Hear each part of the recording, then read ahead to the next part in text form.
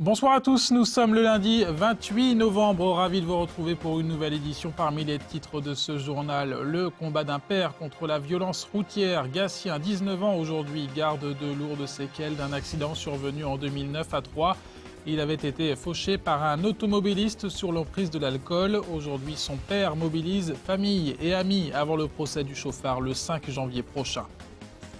Du football ensuite avec la 15e journée de Ligue 2. L'Estac s'est lourdement incliné au Havre vendredi, 3-0. Dans ce journal, vous entendrez la réaction de Jean-Marc Furlan, l'entraîneur troyen très remonté contre l'arbitrage. Et puis la fête de la Sainte-Catherine, 205e édition. C'était hier à Estissac. C'est le rendez-vous de la fin novembre dans le Pays d'Hôte. L'occasion de mettre en avant les commerçants et les artisans des alentours. Le thème de l'édition 2011, saveurs et terroirs. Reportage en fin de journal.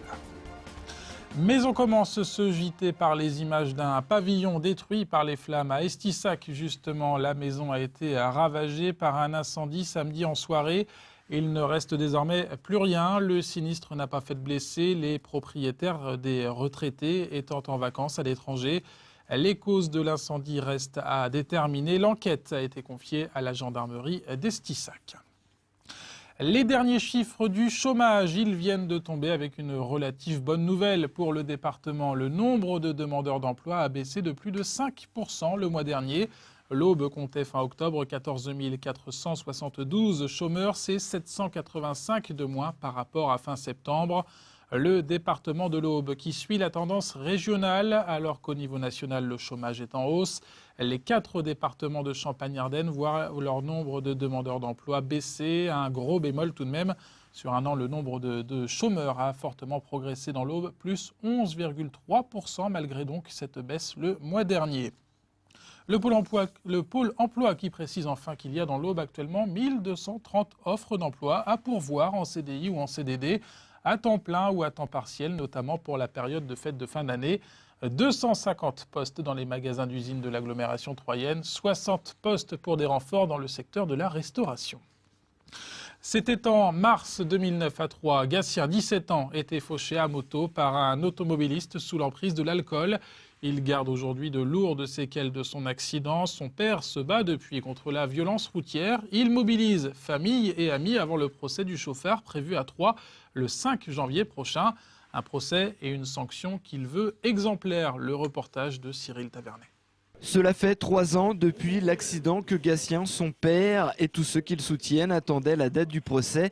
Elle est fixée au 5 janvier 2012 à 14 h au tribunal de Troyes. C'est une date qu'on attendait tous vraiment, comme je l'ai dit, avec impatience. C'était une pression énorme pendant 3 ans. On ne savait pas où on en était, on ne savait pas le pourquoi à une si longue attente, alors que des faits sont bien établis. Donc c'est vrai qu'aujourd'hui on se demande pourquoi tant d'instructions pour des choses vraiment concrètes et éprouvées, quoi.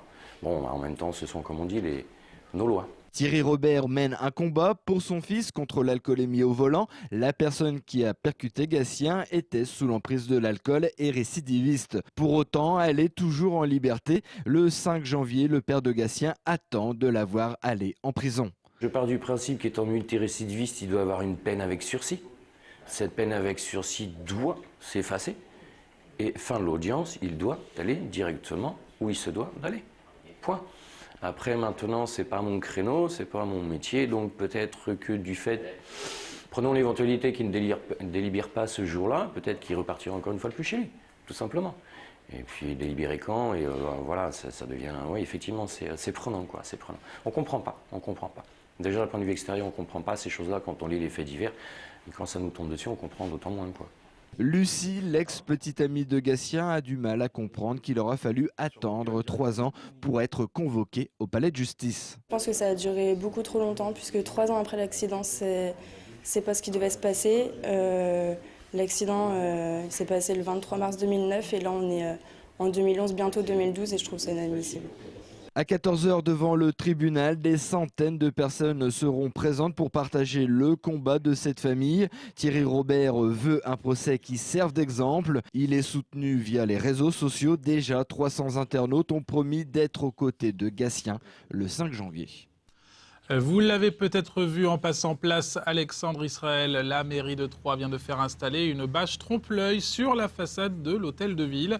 6 mètres sur 19, près de 500 mètres carrés de surface. La bâche d'un seul tenant vise à cacher les échafaudages. Elle a été installée par une entreprise parisienne spécialisée dans les grands formats.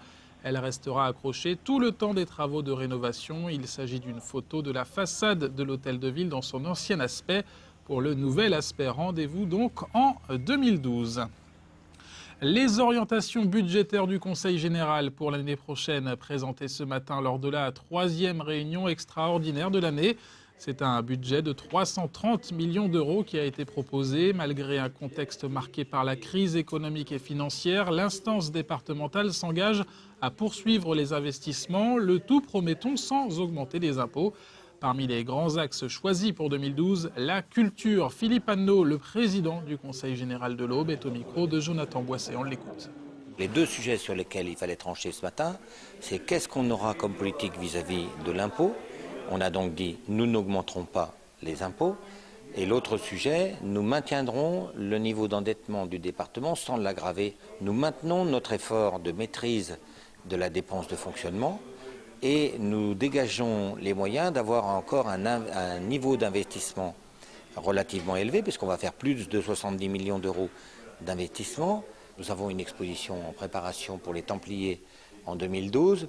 Nous allons en profiter pour lancer les opérations de rénovation d'Avaleur. Vous savez qu'il y a une commanderie templière à Avaleur que le Conseil général a acheté. Donc ça, c'est 2012. 2013, le vitrail. On programme pour 2014 la mise en valeur de la campagne de France, mais également la mise en œuvre en fonctionnement de notre centre de congrès et 2015 Clairvaux.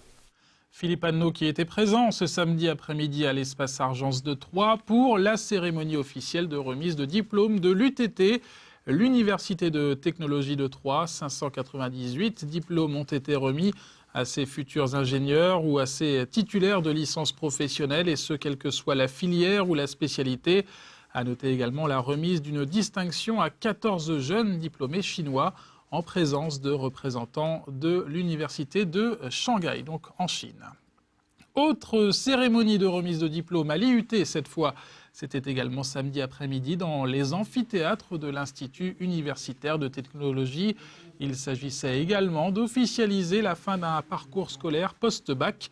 Les étudiants de chaque département ont ainsi été récompensés. Certains vont poursuivre leurs études, d'autres recherchent désormais du travail, notamment dans l'Aube. Abdelaziz Hamzaoui est directeur de l'IUT de Troyes. En juillet dernier, nous avons eu exactement 612 diplômés de DUT et de licence professionnelle à l'IUT de Troyes. Donc, sur les 612 diplômés, un certain nombre se sont insérés directement dans la vie active. Donc 70% sont sur la région Champagne-Ardenne. Et il y en a d'autres, bien sûr, qui poursuivent leurs études dans de grandes écoles d'ingénieurs, d'écoles de commerce, à l'université aussi, et à l'Université technologique de Troyes. Ce qui représente pour la région pratiquement 80%.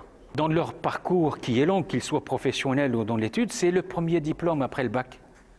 Donc je pense que c'est quelque chose de très bien et je pense qu'ils en garderont un très bon souvenir. Enfin, du moins, on l'espère.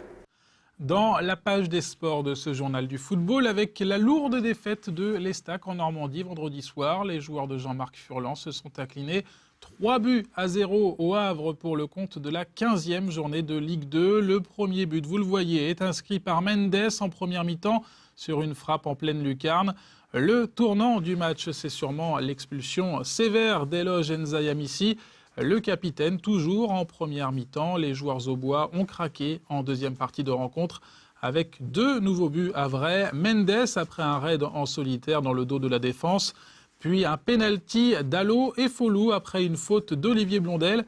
Le gardien de but troyen, c'est un entraîneur très remonté contre l'arbitrage que David Mutel a retrouvé en conférence de presse d'après-match. Écoutez Jean-Marc Furlan. Ouais, je suis énervé parce que l'expulsion change totalement la donnée du match, complètement. Voilà, donc le Havre a joué un bon niveau de jeu, mais surtout grâce à Mendes devant qui a fait la différence. On sait que c'est un bon joueur, lui il a fait la différence, mais voilà, l'expulsion change complètement la donnée du match. Je pense que ce que je ressens, c'est que voilà, l'adversaire le HAC a eu un arbitrage vraiment très favorable pour qu'ils réussissent une soirée qui leur plaît et qui remportent ce match 3-0. Et après cette défaite, les Troyens redescendent à la 9e place de Ligue 2. Prochain match ce vendredi au Stade de l'Aube à 20h contre le FC Istres. Nous vous avions présenté la semaine dernière Jean-Patrick Boyer, un culturiste troyen. Il se préparait pour le concours de Monsieur Univers à Hambourg en Allemagne. Eh bien, il a terminé samedi à une belle 7e place sur 23 concurrents. Dans la catégorie des plus de 50 ans, Jean-Patrick Boyer souhaite désormais arrêter la compétition sur cette bonne note décrochée donc en Allemagne, 7e sur 23 dans sa catégorie. On peut dire que la fête de la Sainte-Catherine, c'est une tradition à Estissac. Hier se tenait en effet la 205e édition. Une centaine d'exposants se sont retrouvés dans le centre-ville. Plus qu'un rendez-vous de la fin novembre, cette manifestation est l'occasion de mettre en avant les commerçants, les associations et les artisans présents dans le Pays d'Hôte. Le reportage de Cyril Tavernet à l'heure de l'inauguration.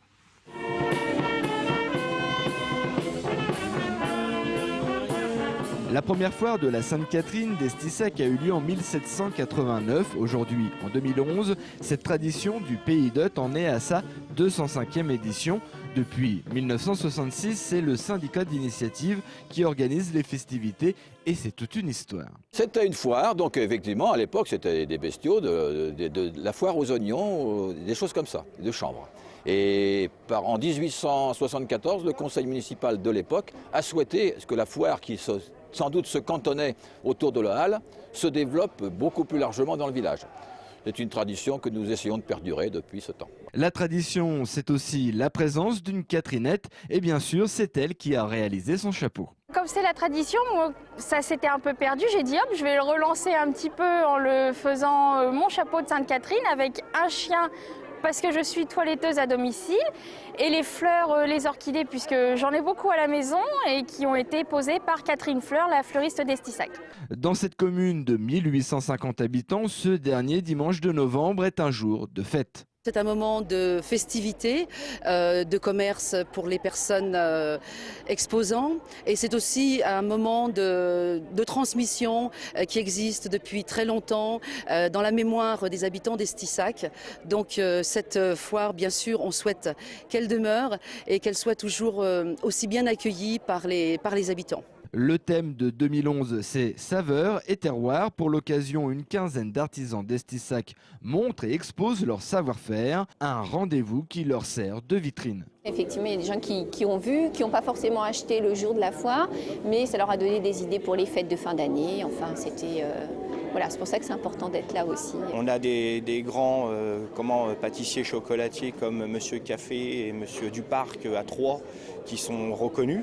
Et je veux prouver que dans les campagnes, nous aussi, en extérieur de la ville, on puisse trouver aussi des artisans chocolatiers, pâtissiers qui tiennent le coup aussi et qu'il n'y a pas que le centre-ville de Troyes où qu'on doit s'intéresser, on peut bouger dans les campagnes. L'année prochaine, la Sainte-Catherine d'Estissac aura lieu toujours au centre du village. Le syndicat d'initiative réfléchit déjà aux thèmes et aux nouvelles animations à proposer. Et rendez-vous donc l'année prochaine pour la 206e édition. C'est la fin de ce journal. Merci de votre attention. Tout de suite, la météo par Sandra Durupt. Demain, Mathieu Mercier à la présentation de votre JT. Belle soirée à vous. À très bientôt.